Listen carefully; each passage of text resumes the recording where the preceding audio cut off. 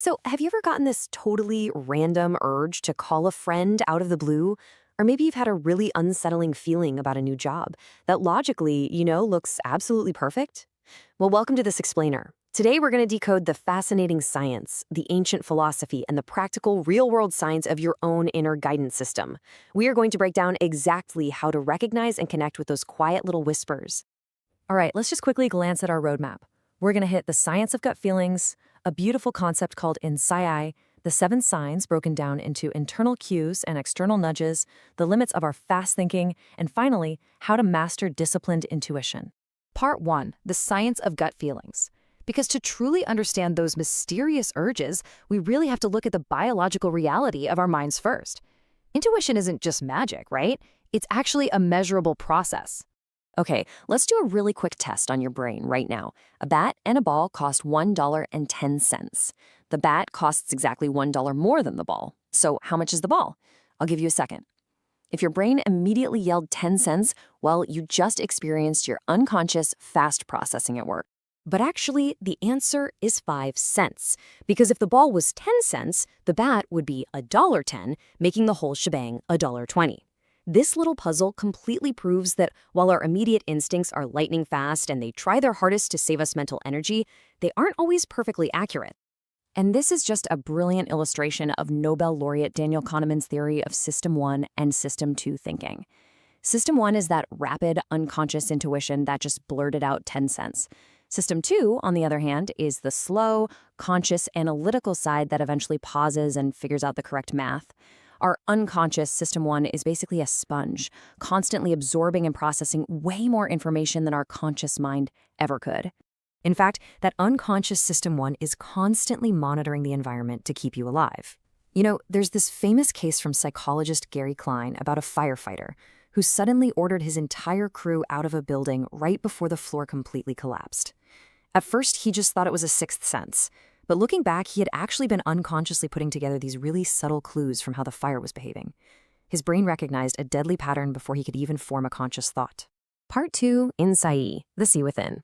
So now that we know intuition is this highly active, scientifically measurable thing, let's look at a beautiful cultural framework that helps us actually harness it day to day. This kind of requires a shift in perspective. After suffering from some really severe burnout working at the UN, Hrund Gunsteinsdóttir discovered insight. It's this gorgeous Icelandic word for intuition, and it literally translates to the see within. It just brilliantly bridges the scientific reality of that unconscious processing with the more spiritual experience of tapping into your inner wisdom. And to see how powerful this can be in the real world, just look at ocean explorer Enric Sala. By truly embracing this inner sea, he literally left a secure job in academia, completely immersed himself in the ocean, and developed his intuition about marine ecosystems.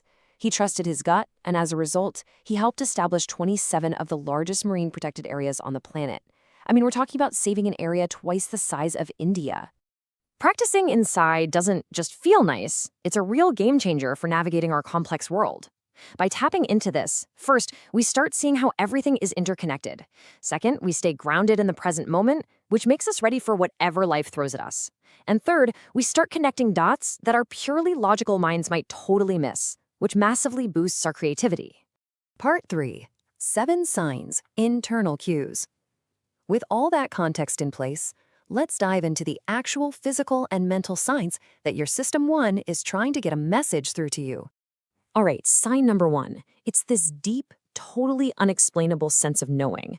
Imagine you get this glossy job offer, right? The pay is amazing, the title is literally exactly what you wanted, but you just sense these undeniable bad vibes. Your conscious mind is screaming to take it, but your intuition is picking up on subtle cues. Maybe it's a frantic energy in the office, or the boss's values just don't align with yours. It's warning you that the shiny exterior is hiding a terrible fit. Beyond that deep knowing, your body is an incredible antenna. Sign number 2 is a sudden urge, like taking a random different route home that miraculously avoids a massive traffic jam. Sign number 3 is a physical sensation. Think of that tightness in your shoulders when someone is lying to your face. Sign number 4 is a strong, completely inexplicable emotion, like a sudden wave of dread acting as a huge red flag. And sign number 5 is that quiet, persistent inner voice, or a lingering thought about a project that just refuses to let you go. Part 4. 7 signs, external nudges. Now, aside from those really powerful internal feelings, your intuition also tries to get your attention through your environment. Which brings us to the final 2 signs. Sign number 6, you've got to pay close attention to highly vivid or recurring dreams. This is where your unconscious uses your own personal symbols to process heavy information. And sign number 7, keep an eye out for synchronicities. You know, those wild, meaningful coincidences that just feel way too perfect to be random chance. I like to think of these synchronicities as little winks from the universe. When you're wrestling with this massive, stressful decision, and suddenly a song comes on the radio with lyrics that hit the nail on the head, or a specific book practically jumps off the shelf at a store right in front of you, don't just brush that off. These are incredibly meaningful markers, confirming that your inner guidance system is in tune and that you're on the right track. Part 5, the limits of System 1. Now, as awe-inspiring as these 7 signs are, we do need to ground ourselves for a second and remember that harsh lesson from our bat and ball puzzle earlier. See, intuition evolved to keep us alive back in prehistoric times, evading predators, saving mental energy, that kind of stuff.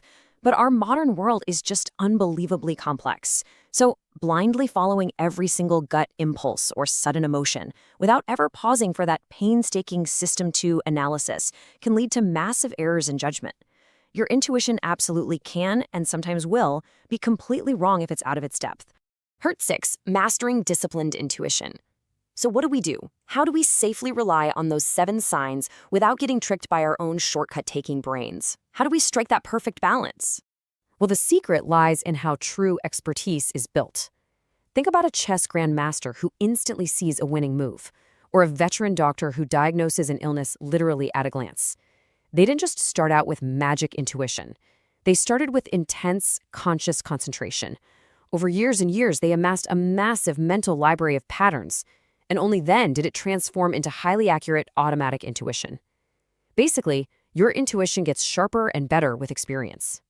The ultimate goal here is not to pick sides in some imaginary cage match between logic and gut feelings. It's to see System 1 and System 2 as collaborative teammates. Your job is to be the intelligent leader coordinating them, knowing exactly when to trust that fast pattern recognition and when to just slow down and crunch the numbers. This is what the experts call disciplined intuition. It is the beautiful art of blending the poetic, interconnected wisdom of InnSæi with the strict rigor of your conscious analysis.